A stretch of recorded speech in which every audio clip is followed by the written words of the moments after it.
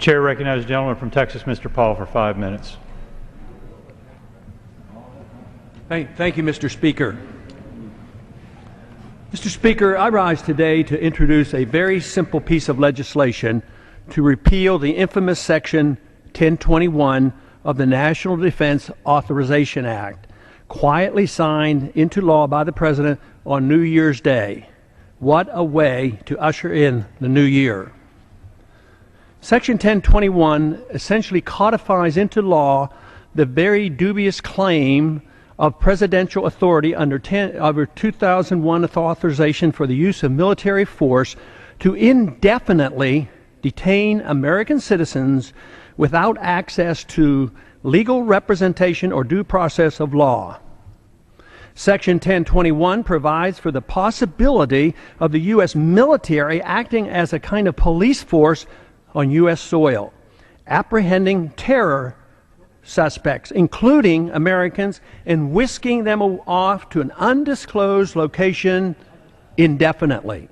No right to attorney, no right to trial, no day in court.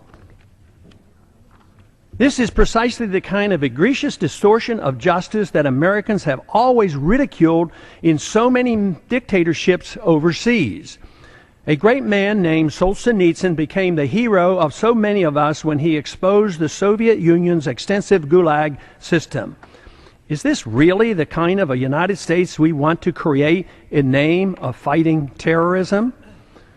Some have argued that nothing in Section 1021 explicitly mandates holding Americans without trial, but it employs vague language, radically expanding the detention authority to include anyone who has substantially supported certain terrorist groups or associated forces. No one has defined what those terms mean. What is an associated force? Sadly, too many of my colleagues are too willing to undermine our Constitution to support such outrageous legislation. One senator even said about American citizens being picked up under this section of the NDAA, quote, "When they say, 'I want a lawyer,' you tell them, 'Shut up. You don't get a lawyer,'" close quote. Is this acceptable in someone who has taken an oath to uphold the Constitution? Mr. Speaker, of course, I recognize how critical it is that we identify and apprehend those who are suspected of plotting attacks against Americans. But why do we have so little faith in our judicial system? Have we not tried in civilian court and won convictions of hundreds of individuals for terrorist or related activities? I fully support continuing to do so.